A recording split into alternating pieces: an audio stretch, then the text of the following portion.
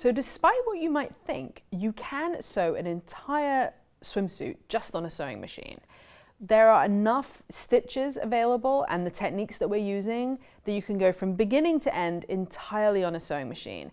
And today I'm going to mostly show you how I'm going to do that. For the bra part, you actually have to make it on a sewing machine. So even if you had a serger, you can't use it for that.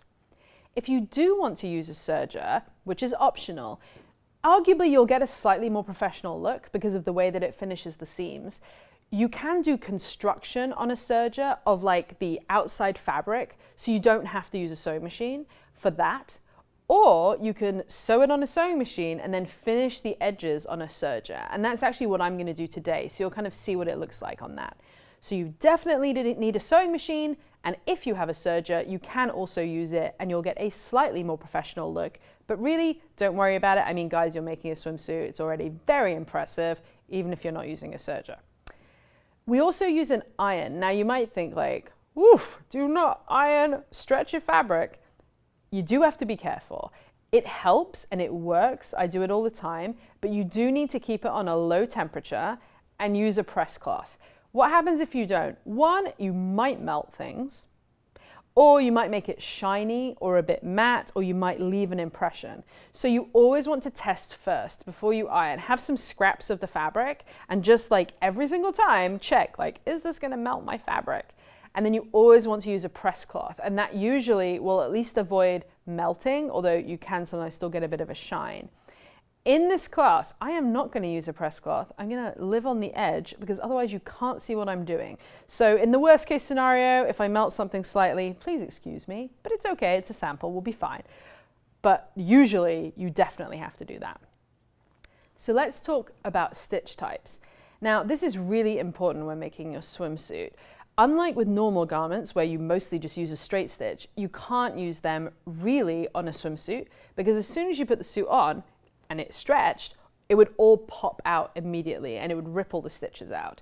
Now, the one exception is there are some seams in the bra where we are going to use a straight stitch. And when we do that, it's about a 2.5 length stitch, but the vast majority are going to be zigzag stitches. So for sewing the seams, which is where usually you'd use a straight stitch, we're going to use what we're going to call a regular zigzag, and that is 1.5 wide by 2.5 long. Now it's actually quite a subtle zigzag. It's not like this, so you might be thinking like, oh, that doesn't look like enough, but it is enough away from a straight stitch that it's going to work for your swimsuit. And depending on your machine, you could like alter the width and the length differently, but they'll usually either be 2 dials or you change it on the screen. So you want 1.5 wide by 2.5 long.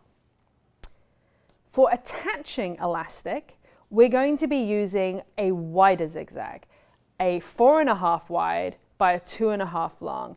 And this works well for elastic that's at least 1/4 inch wide, although you can see that it's pretty close to the edges. Now you can see here where I just used this stitch on a piece of fabric that it doesn't work because it's pulling it in, it's too wide.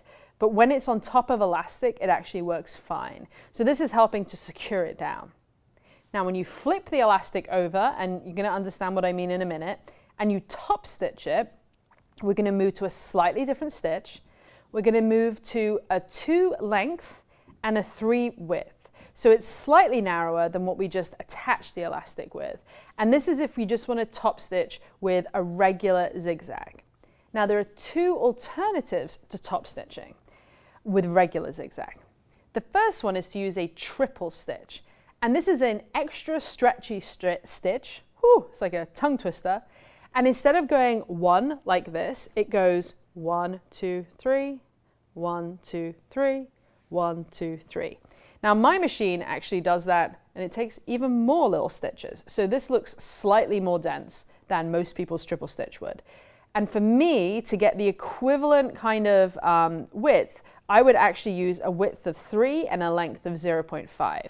But it's a really good idea to test all of these on swatches of your fabric first to make sure that they're working, make sure that you're getting the right width. So that would be on my machine, but you would want to try your own. And then there is a final option, which is using a cover stitch machine. Now most people don't have one of these, but it's used most commonly to hem knit fabrics, but you can also use it to top stitch elastic. It has It's a special machine. You can't do it just like on your sewing machine. It's a bit like a twin needle, but I'm not sure that would work very well for this. And it has 2 needles and they go in and it forms a web at the back. And as a result, it's sort of like a very professional looking finish. Most people don't have it, you don't need it, but if you have one, that's great. And you can also use woolly nylon thread in the bobbin, in the underlying loopers, effectively. It's not a bobbin, but the equivalent of it, the thread that's coming up from underneath. And that helps give you a really stretchy, but also very soft back if you're doing a cover stitch.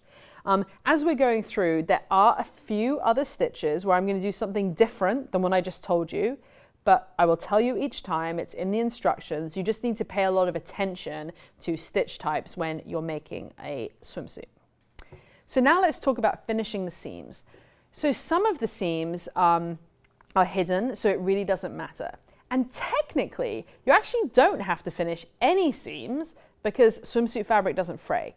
But if you don't finish any of them, it does look a bit more handmade. So, up to you. Like, if you don't care, doesn't matter. And if you're making a muslin to see if it fits, then certainly don't bother. But if you do want to try and elevate it a little bit, you want to finish some of the seams. And I'll show you when we get to those seams. So, if you just have a sewing machine and you don't have a serger, then zigzag and trim is the easiest approach. So you would sew your first line of stitching using the 1.5 wide by 2.5 long as usual. That would be like the structural seam. And then you just do a zigzag close by. It really actually doesn't matter how big that zigzag is. All it's doing is like keeping the seam allowances together, but about 2 long by 3 wide, but it's up to you. And then what you would do is trim the fabric all the way back to that zigzag. Now, you don't want to cut the thread because it will start unraveling, but you want to get as close to that as you can. And what it will do is it will sit flat, it won't fray, and it looks a little bit better than if it was just cut. This is where the serger really comes into play. So the other alternative is this is where I've sewn it on a sewing machine first, and then I've used the serger to finish the edges.